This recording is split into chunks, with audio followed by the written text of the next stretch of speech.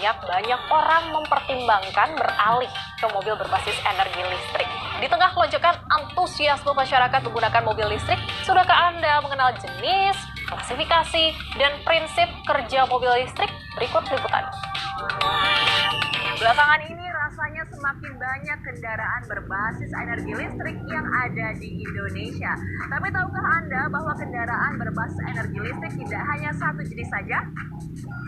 Ada 4 jenis kendaraan berbasis energi listrik. Yang pertama adalah hybrid electric vehicle.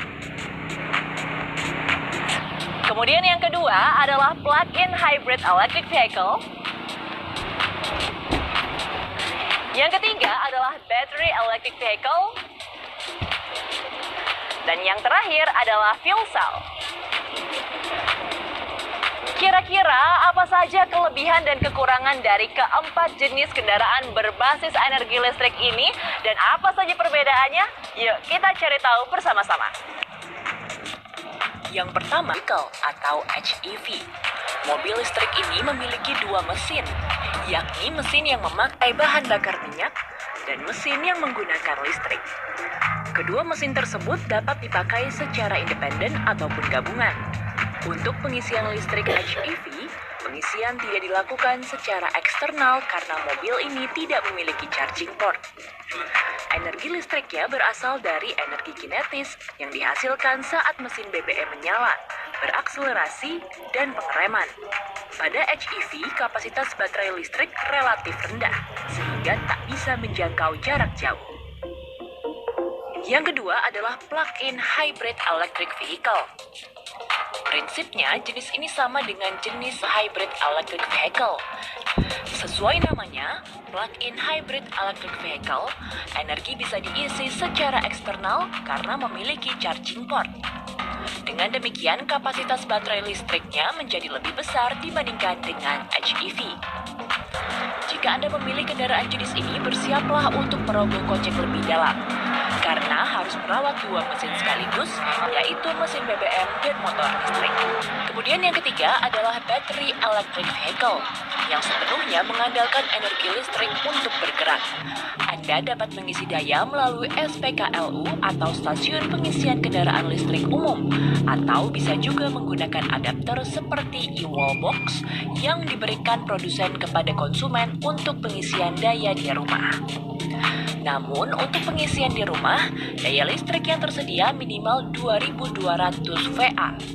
Dan saat ini, kendaraan jenis ini masih menjadi mobil sekunder dan hanya digunakan sehari-hari di dalam kota. Yang terakhir adalah fuel cell. Pada prinsipnya, kendaraan jenis ini memiliki konsep zero emission dan mengandalkan fuel cell sebagai penghasil listrik.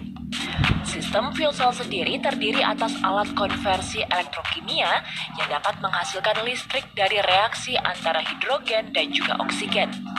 Mobil jenis ini merupakan yang paling ramah lingkungan dan paling cepat melakukan pengisian listrik.